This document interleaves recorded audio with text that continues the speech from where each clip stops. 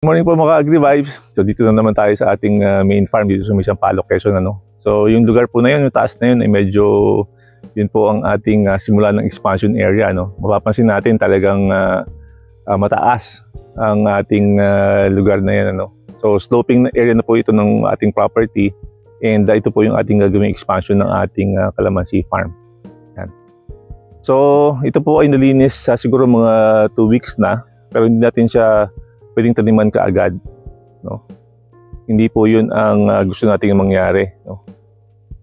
Ang atin po kasing issue dito, basta binabayaan to ng ganito, ay mag-i-erode lamang yung topsoil natin. So mawawala ng sustansya, may hirapang lumago at maging matagal ang ating pakinabang sa mga halaman. Magiging pahirap ng pahirap kung paano natin siya papabulaklakin o papabungahin.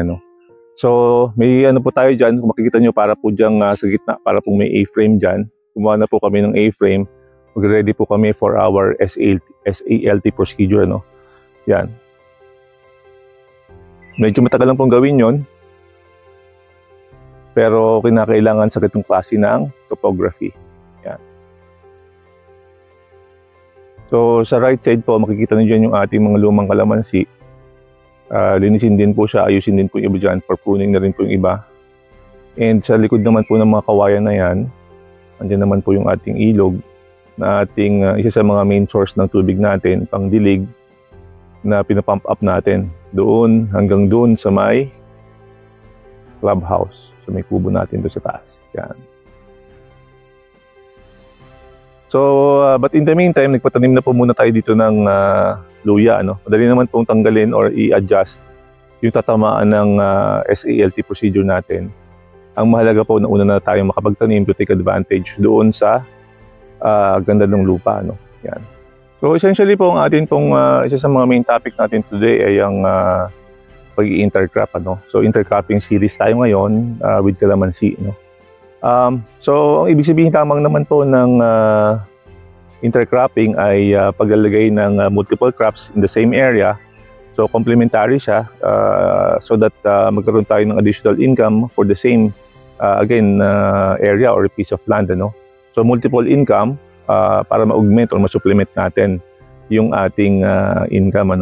In this case, ang aming pong strategy sa aming pag-intercrop ay nakatutok din sa seasonality pricing ng calamansi. Itong mga buwan na to, usually medyo mid-price to low price ang calamansi. So below, ang kuha po sa amin the other day ay I think 950 per red bag. So at least below average sa gusto natin. Pero okay na rin po siya. Kaya lang, again, hindi siya dun sa profit na ating gusto mangyari. But ganoon talaga po ang pricing. Kailangan natin siyang harapin. So ang ginagawa po natin doon ay ino-augment natin siya with our intercrop na mga tanim. Ang amin naman pong ginagawa dito, ang prinsipyo naman namin sa aming mga naka-intercrop ay the strategy ay it should not take more than 10% dun sa aming capital at saka oras.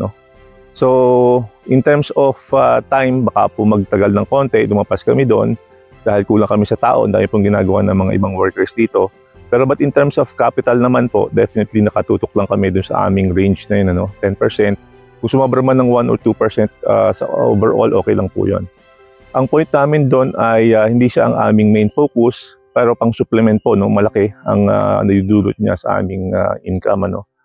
Ang amin naman pong strategy in terms of timing, yun pong April and May, yun pong ating taniman. So in this case, ang aming pong tanim ay luya. Yan. Ang target po namin this year ay makapagtanim kami ng at least 500 kilos ng luya.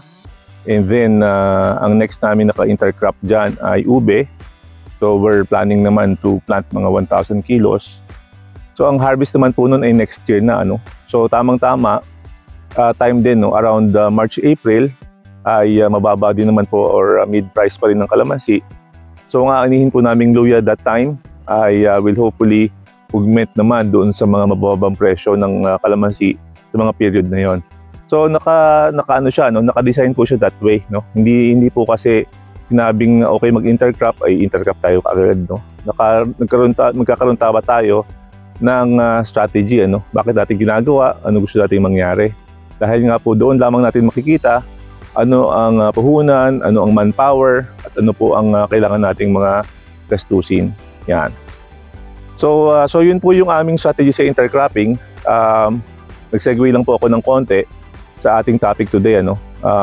Kasi nga po gusto nating i-focus yung reason bakit tayo nag-intercrop. And ang focus naman natin ngayon ay paano naman tayo magtanim ng luya. So yan po mga nakita nyo, parang may mga dukal-dukal na yan. May mga tanim na po yan. So mamaya po tayo sa kabilang area kung saan tatanim si Kuya John, no? Saan naghahanda ng isang area pa para magtanim tayo ng luya. So yan.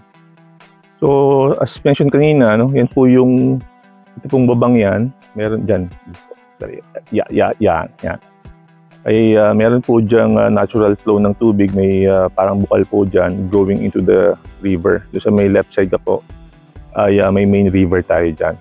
Medyo masukal na rin. And ang next project naman natin is linisin naman yung after ng kawayan na yan. Ay maglilinis tayo dyan for another expansion ng ating mga tanim. Yan. So ganito po nagsisimula ang ating kalamansi farm, pati po doon sa ating mga unang tanim doon. Ang area po na yun ay ganito ang itsura nung simula. Maraming mga tuod-tuod, maraming mga halaman, maraming puno, inayos natin. And then this time around kailangan nating i-implement talaga yung SALT tinatawag, dahil nga as you can see medyo talagang matarik po Yan. And also yung reason natin bakit natin kailangan mag-drip irrigation, hopefully gumana nga po yung ating experiment para po makatulong ng malaki ma-save ng ating topsoil. So yun po ang ating isa sa mga objectives natin na magawa sa farm natin. I think yun po yung isa sa mga lessons na natutunan natin over the years, especially sa pag-farm, sa pag-alaga ng lupa, dahil nga po ang sabi nga nila ito naman mga lupa ay hindi naman talaga atin. Ito ay pinagkatiwala lang sa atin, and as stewards of the land, kailangan natin ding alagaan paano siya maging productive over the years.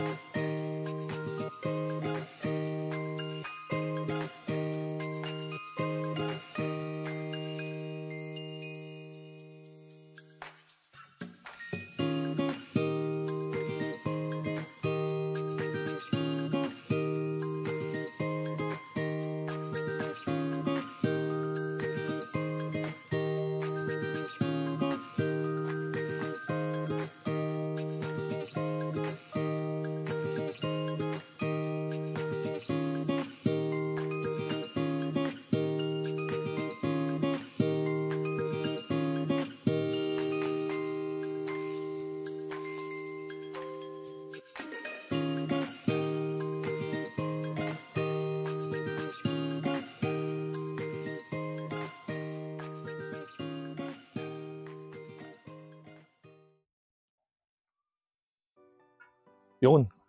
So, kasama natin yung ating pawaging kasama niya, si Justin, no?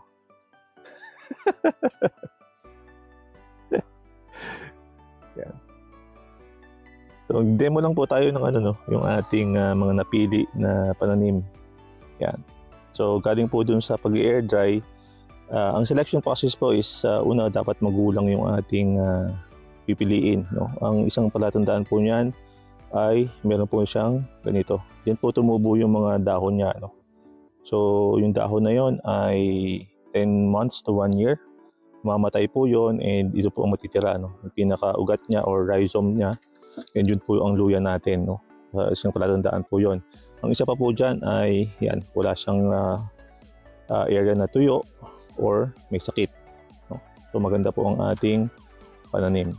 Yan. So, once may air dry po siya, pwede na natin siyang i-cut into planting sizes, ano?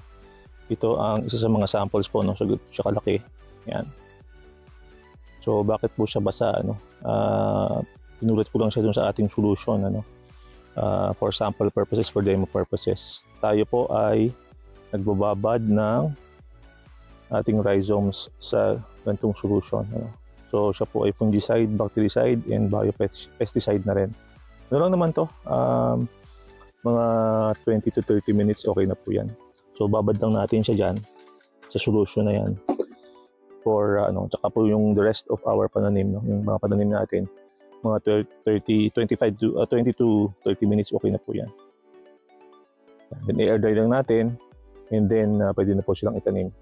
Ang kagandahan po ng meron tayong solution na ganito ay napoprotektahan sila sa mga common diseases natin, no? Like, although ang Hawaii variety po ay tolerant naman sa leaf blight ng o yung leaf spot, no, ng luya, ay kailangan pa rin ng proteksyon. Meron din pong tendency na magkaroon sila ng fungal attack.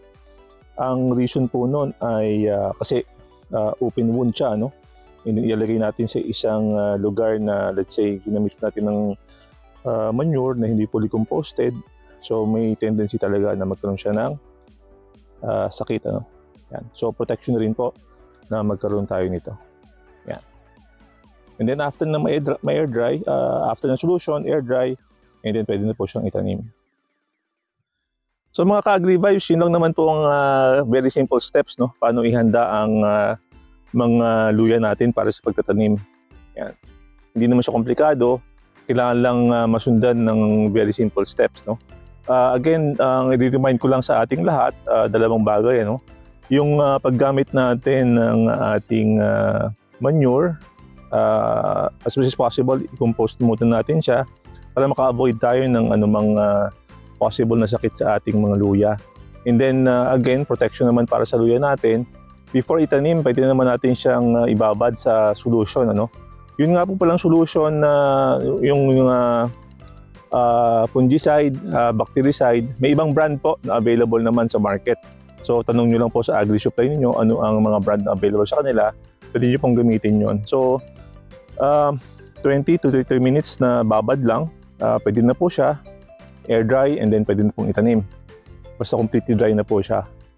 Yan. So, hanggang doon lamang po ngayon ang ating session, mga kasama. And salamat po sa panonood. Kita-kita po tayo.